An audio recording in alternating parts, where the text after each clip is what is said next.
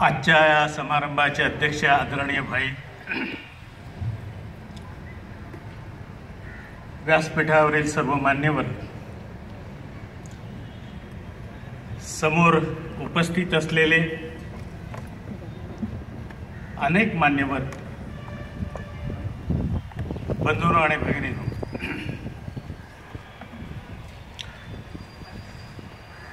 आज आपल्या देशाची लोकशाही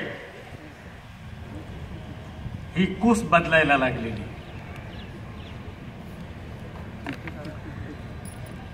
आणि ही एका अर्थाने खूप चांगली गोष्ट आहे.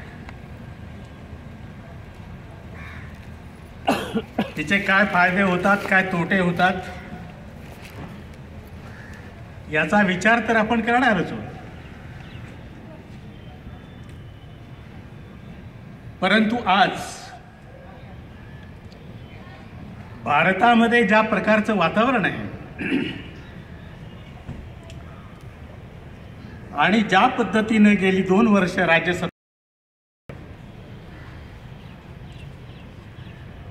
त्यावरून भारतातल्या सर्वसामान्य माणसाला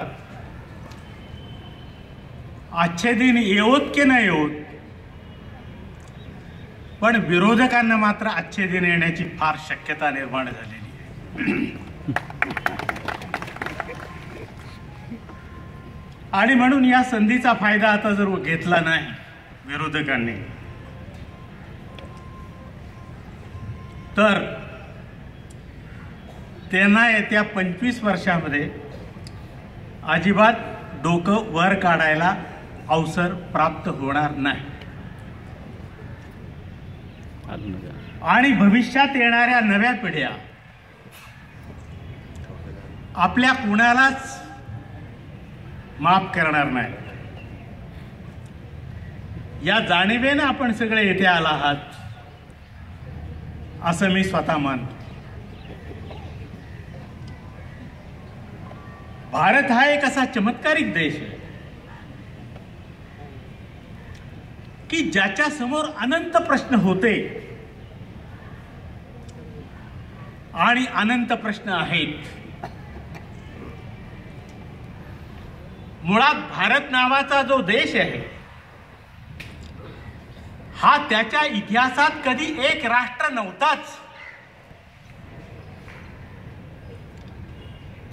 इथे अनेक धर्म, इथे अनेक वंश, इथे अनेक राज्यकर्ते, इथे अनेक राजघराणी, इथे अनेक जाती, इथे अनेक धर्म, धर्मातले उपपंथ यांच्यामधले संघर्ष म्हणजे भारतीय जनतेचा इतिहास. अशीच जणू काही इतिहासाची व्याख्या केली जात होती. त्यामुळे या भारताला राष्ट्र कसं करायचं? महात्मा ज्योतिराव फुले यांनी सांगितलं की राष्ट्र म्हणजे एकमय लोक, एकात्म झालेले लोक, एकजीव असलेले लोक, एकाच्या पायात काटा रुतला तर दुसऱ्याच्या डोळ्यात आसवं येणारे लोक, एकाला आनंद झाला तर त्याच्या हातात हात घालून नाचणारे लोक, आणि एखादा दुःखाच्या सागरात बुडाला तर त्याच्या खांद्यावर डोकं ठेवून ढसा रडणारे लोक म्हणजे एक राष्ट्र. असं राष्ट्र भारतात कधी निर्माण झालं नव्हतं. भारतातली स्त्री कायम पारतंत्र्यात होती. भारतातल्या स्त्रीच्या सतीच्या चालीचा नुसता तपशील बघितला आणि तिची वर्णनं वाचली, न्यायमूर्ती रानडे ढसा रडले आणि सामाजिक समता परिषदेच्या अध्यक्षपदावरून त्यांनी जे भाषण केलं या देशाच्या इतिहासाबद्दल आणि भविष्यात येणाऱ्या तरुणांना सांगितलं की हा इतिहास डोळसपणाने बघा.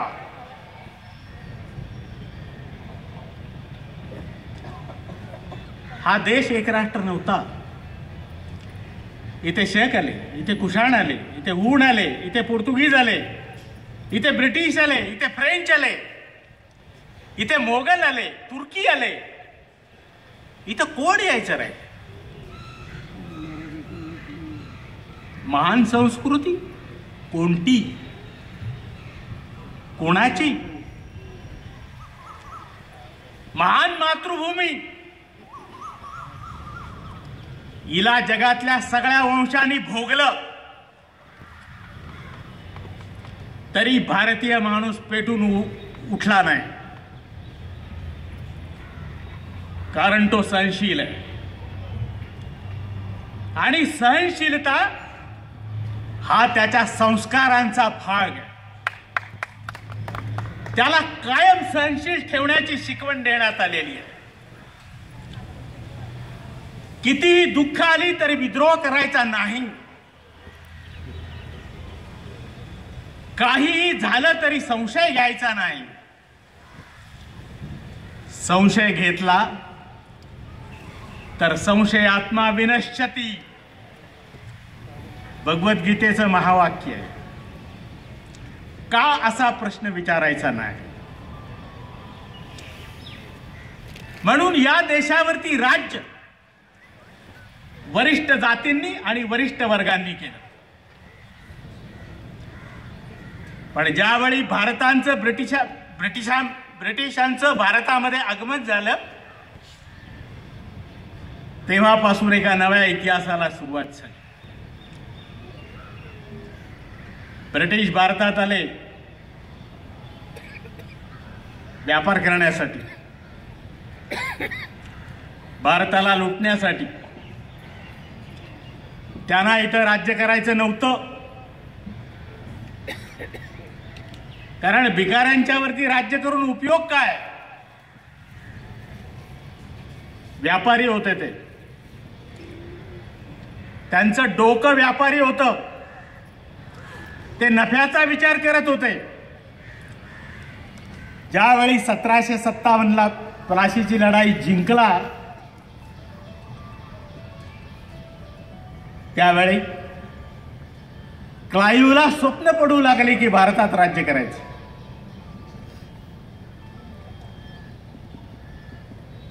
पण ब्रिटिश पार्लमेंटचा, ब्रिटिश राणीचा त्याला विरोध होता. ते म्हटले तुम्हाला व्यापाराला पाठवलेलं आहे, नफा कमवा. नैसर्गिक दृष्ट्या अतिशय समृद्ध असलेला भिकारी लोकांचा देश, याच्यावर तुम्ही राज्य कशाला करता? या भिकाऱ्याजवळ काय आहे? काय लुटणार आहात तुम्ही त्याला? आपल्याला लुटायचं आहे, निसर्गाला लुटा. लुटण्यासारखं याच्याजवळ काही नाही. पण ते व्यापारी त्याने डोकं चालवलं.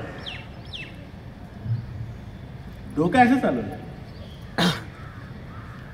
की हा भिकारी आहे ही गोष्ट खरी आहे, हा अज्ञानी अंधश्रद्धा आहे ही गोष्ट खरी आहे, हा अशिक्षित आहे ही गोष्ट खरी आहे. इथे जातींनी समाजामध्ये फूट पाडलेली आहे, आपल्या दृष्टीने चांगली गोष्ट आहे. इथे धर्मामध्ये वाद होतात ही गोष्ट खूप चांगली आहे. पण आपण एक गोष्ट करू, याला जर लुटायचं असेल तर पहिल्यांदा याला श्रीमंत करू आणि मग लुटू. त्याला आयडिया भारी होती त्यांच्याकडे की आले लुटायला, पण भिकाऱ्याला काय लुटायचं? याला अगोदर श्रीमंत करायचं मग लुटायचं. तिकडच्या लोकांना थोडं थोडं पटायला लागलं. ते म्हटले नैसर्गिक संपत्ती इतकी चांगली आहे की आपल्याला याला श्रीमंत करता येणं शक्य आहे. म्हणून भारताच्या इतिहासामध्ये जो देश शेतीवर अवलंबून होता आणि ज्या राज्याची तिजोरी शेतकऱ्यांच्या शेतसाऱ्यावर अवलंबून होती, ती जर भरायची असेल तर शेतकऱ्याची तिजोरी भरली पाहिजे. त्याची खळी धान्याच्या राशीने फुगली पाहिजे, तर तो श्रीमंत होईल आणि मग त्याला आपण लुटू. ब्रिटिश राज्यकर्ते पहिले राज्यकर्ते की ज्यांनी भारतातल्या शेतकऱ्यांच्यासाठी पहिल्यांदा धरणं बांधली. हे आमचं भंडारदऱ्याचं धरण 1915 साली विल्सन नावाच्या साहेबांनी बांधलं आणि आमचा नगर जिल्हा हा साखर सम्राट बनला. पण साखर सम्राट बनवला तो विल्सननी, आपल्या राजाने. आपल्या राजाने शेतकऱ्यांची खळी लुटली. हे तुमचं पुणे, तिथं काहीच होणार नाही तुम्ही म्हणता. हे तुमचं पुणे फक्त रंडीबाजीसाठी पेशव्यांनी 5 वेळा लुटलं. इथल्या बाजारपेठा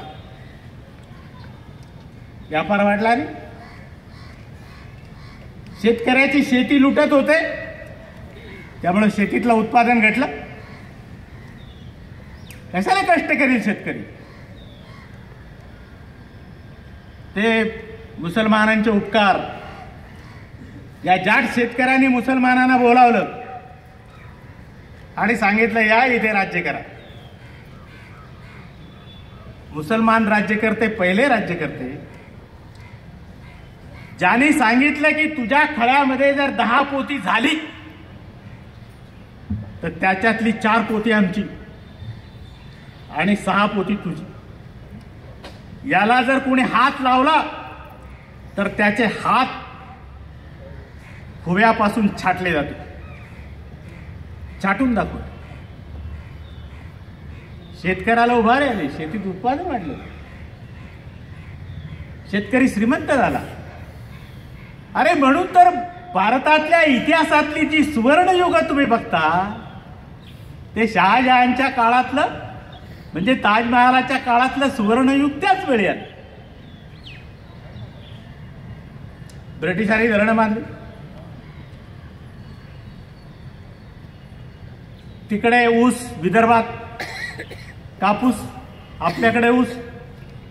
कापूस मुंबईत न्यायचा. रेल्वे पाहिजे, रेल्वे सुरू केली. बाळासाहेब ठाकरेंच्या वडिलांनी त्यांचं आत्मचरित्र लिहिलंय, माझे जीवन, वाचा. मोठं सुंदर आहे. त्याच्यात रेल्वेची कथा सांगितली. काय रेल्वेची कथा? बोरी बंदर ते ठाणे सुरू केली रेल्वे. वाफेचं इंजिन, हे धूळ, शिट्ट्या मारायचं. आपले लोक भीटी भीटी बघायचे त्याच्याकडे आणि काही लोक म्हणायचे की ब्रिटिशांनी हे तिकडून भूत आणले, हे लय बेकार भूत आहे. हे भूत जर एकदा सुसाट पळालं तर ते थांबतच नाही. सुरू झाली रेल्वे. तिच्यात कोण बसेना, कोणीच बसेना, कारण हे भूत.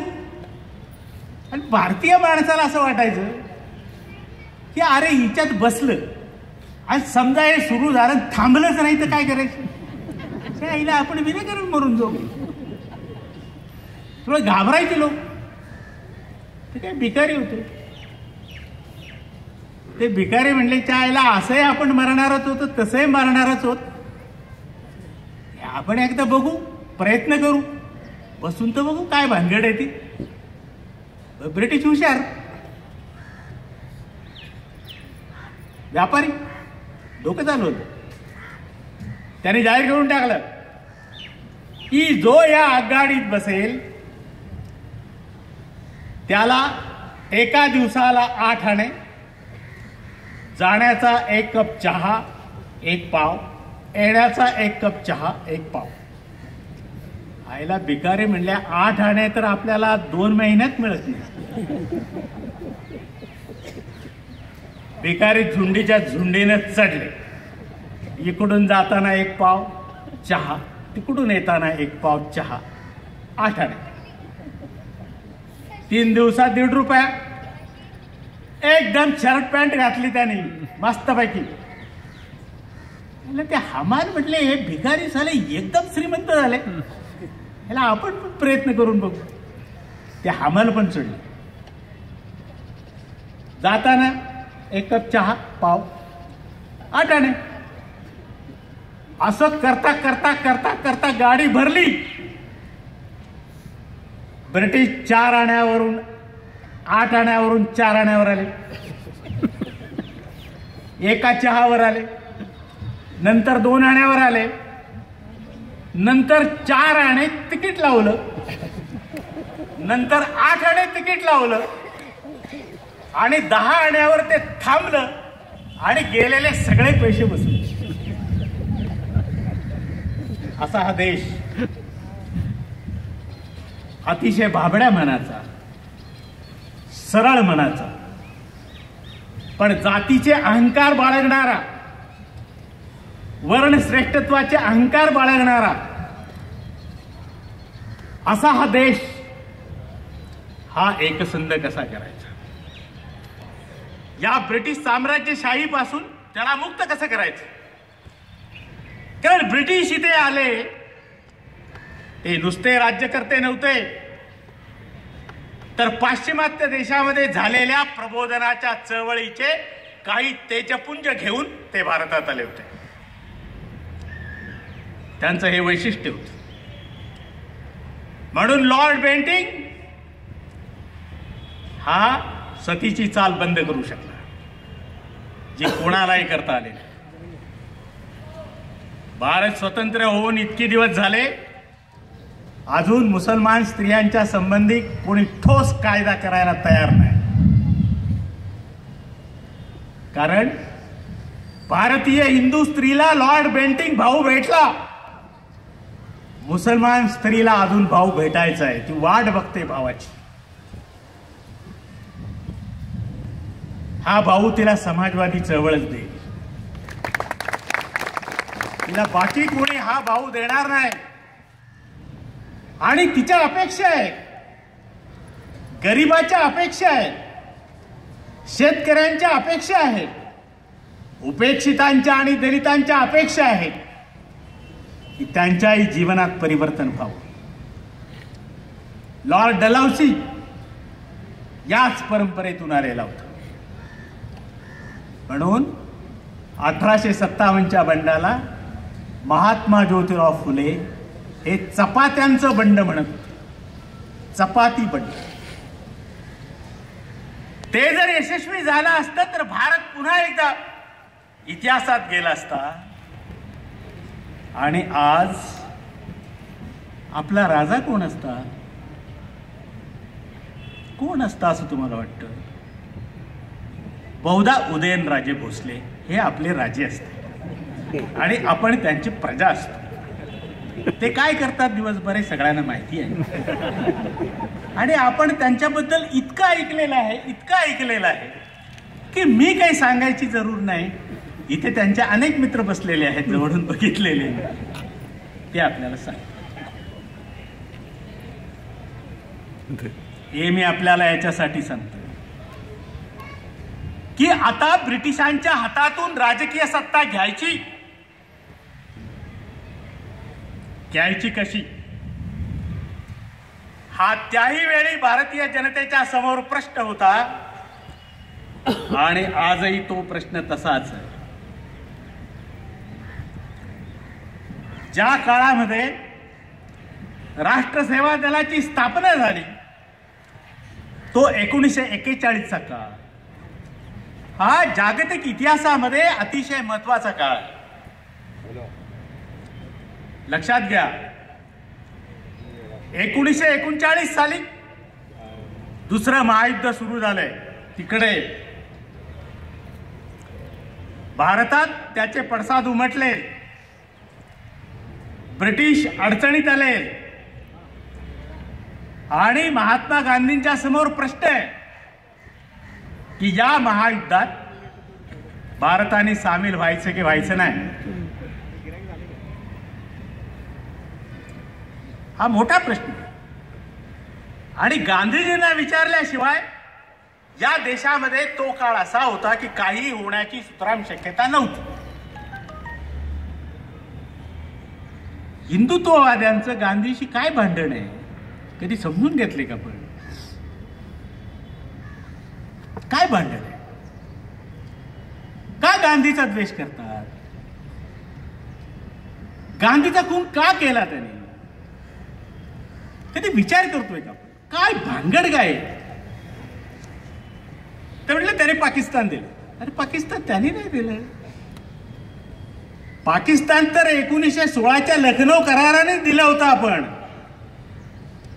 आणि 1916च्या लखनौ करारावर लोकमान्य टिळकांची सही होती.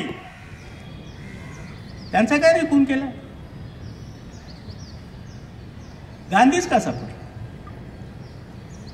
एक तर गांधी ब्राह्मणेतर होते, तर तो वाद थोडासा आपण बाजूला ठेवू. गांधीजी हा भारतातला पहिला संपूर्ण भारताचा नेता, अख्ख्या भारताचा नेता की ज्याने सामान्य माणसाच्या अंतःकरणात राजकीय जागृतीची ज्योत पेटवली.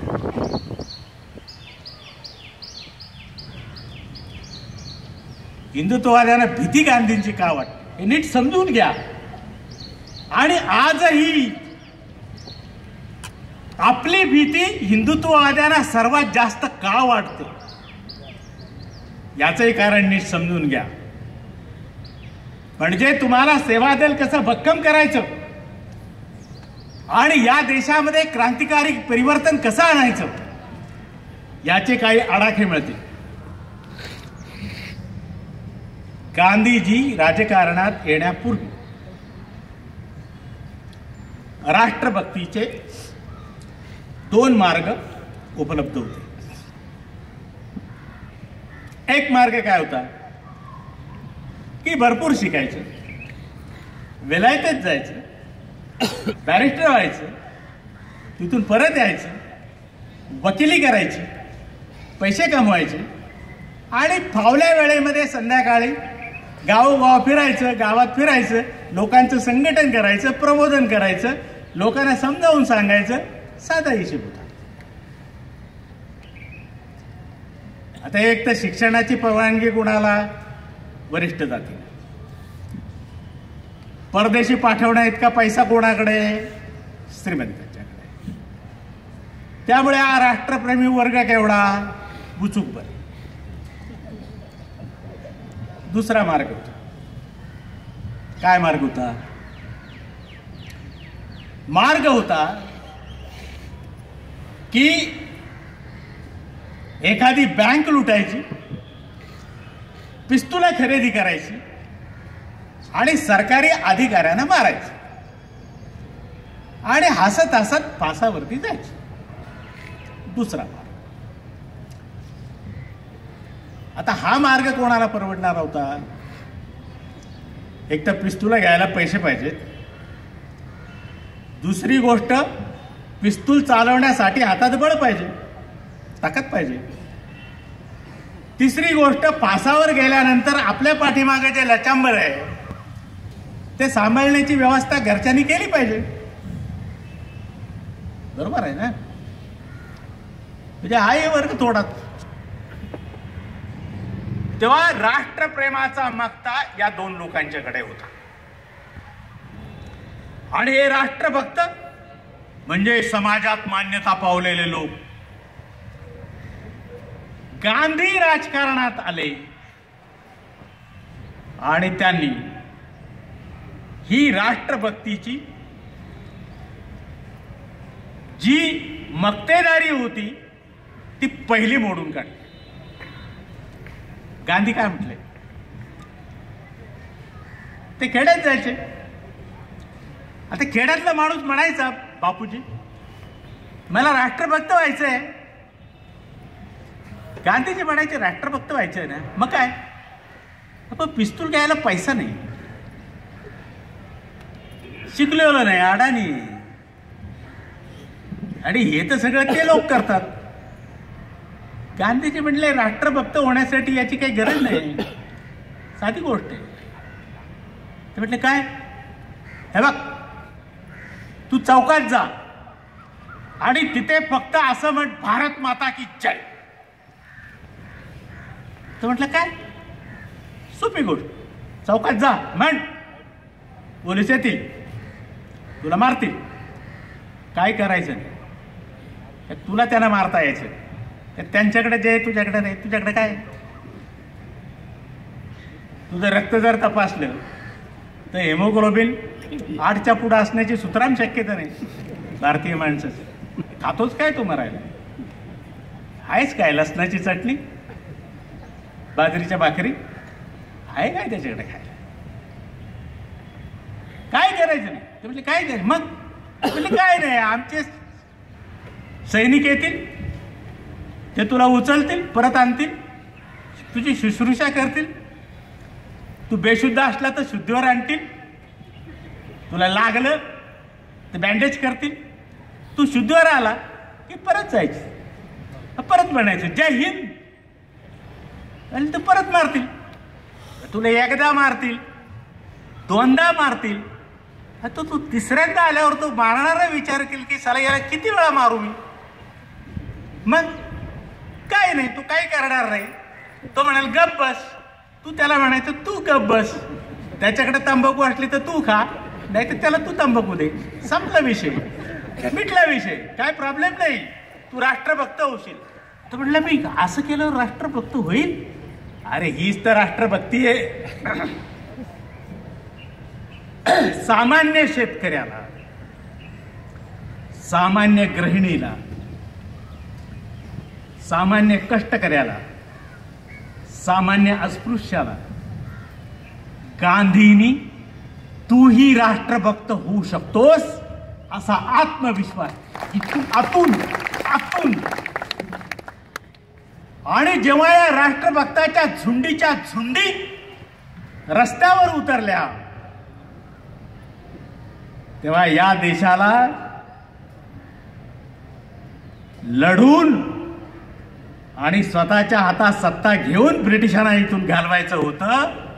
ते गांधीचे नंबर 1चे शत्रू होते, कारण गांधी जनतेचे नेते होते आणि स्वातंत्र्योत्तर सरकार जनतेचं असू नये असा विचार करणारे लोक आणि स्वातंत्र्योत्तर सरकार जनतेचा असेल असं सांगणारे गांधी, हे गांधी हिंदुत्ववाद्यांचे 1 नंबरचे शत्रू होते. कारण हिंदुत्ववादी नेहमी जनसमुदायाला घाबरतात, नेहमी जनतेला घाबरतात, आणि म्हणून गांधींचा खून केला. तर हा देश, इथला सामान्य माणूस राष्ट्रप्रेमी व्हावा, त्याला सत्तेत वाटा असावा, त्याचं म्हणणं ऐकलं जावं, या देशातली स्त्री ती या देशात अधिकारावर असावी, असं कधीच यांना वाटलं नाही, कधीच वाटलं नाही यांना. आणि म्हणून गांधी त्यांचे नंबर 1चे शत्रू झाले. हे जे पिस्तूलवाले होते ना, पिस्तूलवाले, यांचा एक मोठा किस्सा आहे. किस्सा म्हणजे वस्तुस्थिती.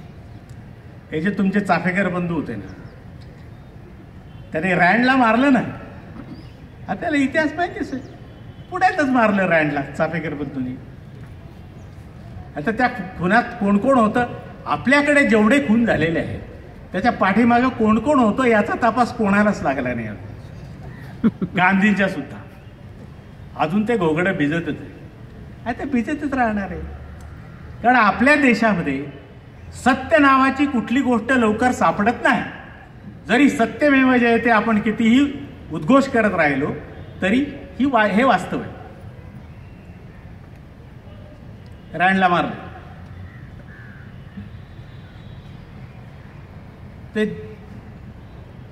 फाशी झाली, शिक्षा भोगत होतो तुरुंगात. अधिकारी म्हटला तू असं कर, तुला आता वेळ जाणार नाही, सारखा मृत्यूचा विचार येईल, काहीतरी लिही तुझं आत्मचरित्र. तर म्हटलं ही चांगली गोष्ट आहे. त्याने लिहिलं आत्मचरित्र. चाफेकरांनी आपलं आत्मचरित्र लिहिलं आणि ती जी प्रत आहे ती प्रत नंतर साहित्य संस्कृती मंडळाला मिळाली आणि महाराष्ट्र राज्य साहित्य संस्कृती मंडळाने ते प्रसिद्ध केलं. साहित्य संस्कृती मंडळाचा मी अनेक वर्ष सदस्य होतो. हे साहित्य संस्कृती मंडळाने सगळ्यात महान काम केलेलं आहे. त्याच्यात चाफेकर काय म्हणतात, रँडचा खून का केला? रँड हा अतिशय कर्तबगार अधिकारी होता. तो इथं आला म्हणजे ब्रिटिशांनी त्याला इथं आणला, कारण इथला प्लेग आटोक्यात येत नव्हता. येत नव्हता याचं कारण असं की प्लेगचे रुग्ण घरात ठेवायचे लोक आणि सांगायचे की असं दुखणं आमच्या घरात 7 पिढ्यात कधीच नाही, हे असं होणंच नाही आमच्याकडे. देव घरात लपवून ठेवायचे, स्वयंपाक घरात ठेवायचे. आणि प्लेगचा रुग्ण घरात असेल तर ते थांबेल कसं? 7च थांबेल. रँड आला, पहिली मिटिंग घेतली. अरे रँडने सांगितलं, चला पश्चिमेकडून सुरुवात करा, प्रत्येक घर तपासायचं, स्वयंपाकघरात जाऊन, देवघरात जाऊन, कुठेही जाऊ. पोलीस कोण? महार, मान, मराठा कुणबी, माळी, साळी, तेली. पोलीस कोण असं? सगळी गरीब माणसं, शेतकऱ्यांची पोर. अरे पायात बूट, ते सांडलं होते, पट्टा. मंडळी निघाली. आता ही घरं त्यांनी लांबूनच बघितलेली ना, त्याला कुठं आज जायची परवानगी थोडीच होती. आईला म्हटलं या निमित्ताने यांची घरं तरी पाहायला मिळतील, काय भानगड ती बघू तरी. शिरले, ताण ताण ताण बूट घेऊन स्वयंपाक घरापर्यंत ओढून काढले प्लेगचे सगळे रुग्ण आणि सासवडला पोचवले. पलीकडे तिकडे छावणी पण होती. सासवड आणि याच्या मधल्या भागामध्ये एक छावणी होती, जिथे सावित्रीबाई फुलेंनी सुद्धा अनेक पाठीवर नेले प्लेगचे रुग्ण आणि तिथे पोचवले. असे सगळे रुग्ण काढले, सगळी देवघरं वाटली, सगळी स्वयंपाक घरं वाटली.